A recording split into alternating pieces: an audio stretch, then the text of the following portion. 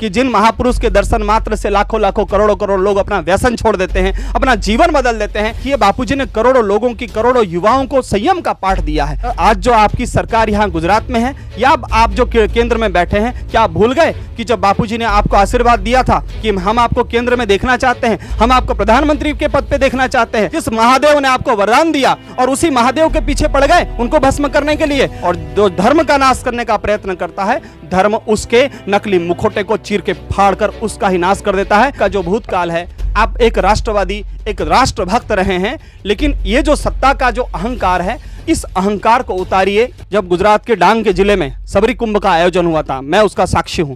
कभी सबरी कुंभ में किस तरह से लाखों लाखों लोगों ने हिंदू धर्म को स्वीकार किया था।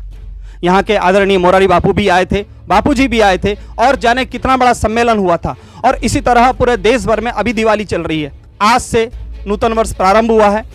सूरत की कम से कम 20 समितियां पूरे देश भर के अलग अलग राज्यों में जा रही हैं, आदिवासी क्षेत्रों में जा रही हैं। भंडारे होंगे, गरीबों को संदेश दिया जाएगा, प्रेम का संदेश दिया जाएगा, सनातन संस्कृति का संदेश दिया जाएगा। ये कितना बड़ा देवी कार्य है, और इस कार्य को बापूजी ने पिछले 40 वर्षों से किया हुआ है।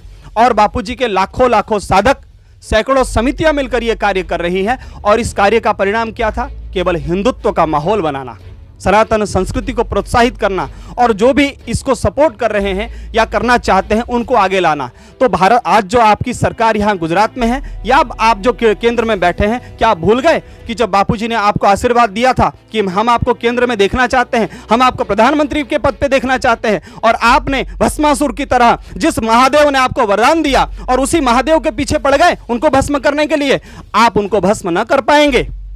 चिंता ना करिए, जो भी सनातन संस्कृति को मिटाने का प्रयत्न किया है वो खुद नष्ट हो गया है।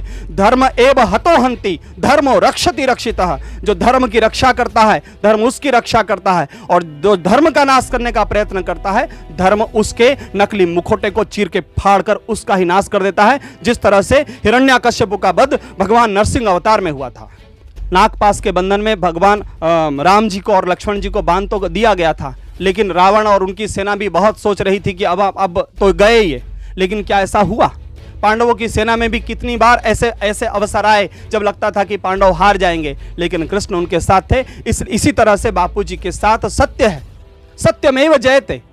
और बापूजी ने वसुधैव कुटुंबकम का नारा दिया है। अरे बापूजी के भक्त तो मुसलमान हैं, कई मुसलमान बापूजी के भक्त बन गए। आप बताइए, जो भी आज अपने आप को बहुत बड़ा देश का अवतार समझकर जो राज कर रहे हैं, वो उनको लगता होगा कि सीधे हम, कई उनके हैं भक्त लोग उनको अवतार घोषित करते हैं कि मानो कल की अवतार हो गया है उनका, लेकिन उनको भीतर खुद को झांकना चाहिए कि जिन महापुरुष के दर्शन मात्र से लाखों लाखों करोड़ों करोड़ लोग अपना व्यसन छोड़ देते हैं, अपना जीवन बदल देते हैं, उनके सामने आप कहाँ टिक रहे हैं? भगवान कृष्ण की नकल भी करता था पौंड्रक, वो नकली वासुदेव बनकर घूमता था कि मैं असली वासुदेव हूं।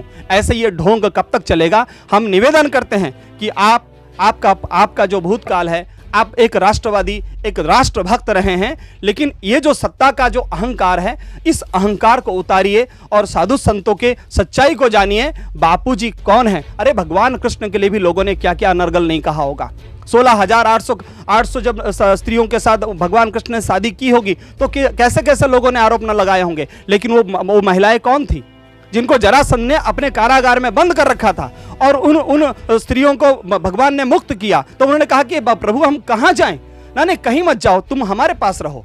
तो हम आपके साथ कैसे रह सकते हैं? ना हम आपके साथ विवाह कर लेंगे। और वो कृष्ण का सामर्थ्य, योग सामर्थ्य, कि उन्होंने 16,800 स्वयं को बना दिया और उतने ही गर्गाचार बन गए, और उतने ऐसी शादियां हुई थी। तो ऐसे भगवान कृष्ण को भी तो बदनाम किया था लोगों ने। तो बापूजी का जीवन आप देखिए, बापूजी ने करोड़ों लोगों की, करोड़ों युवाओं को संयम का पाठ दिया है, मातृ पितृ पूजन का प्रचार किया है। कहाँ वैलेंटाइन डे के शिकार होकर लाखों लाखों करोड़ों करोड़ों युवा दिग्भ्रमित होकर पतन की राह में चल रहे थे। अरे हम भी तो उसी रास्ते पे थे। तो बापूजी ने वो संदेश दिया है। 25 दिसंबर को शराब पीकर, डिस्को डांस करके आत्महत्याएं बढ़ती जा रही थी, बापू ने तुलसी पूजन का प्रचार किया है। और ऐसे संत को आप अनर्गल झूठे आरोपों में लगाकर केवल आप ये सोचते हैं कि धर्म को आप मतलब रोक देंगे, धर्म प्रचार को बंद कर देंगे और बापूजी से आप द्वेष निकालना चाहते हैं। तो हम आपसे निवेदन करना चाहते हैं कि ये संभव नहीं हो पाएगा आपके लिए, आप बिल्कुल ये नहीं कर पाएंगे।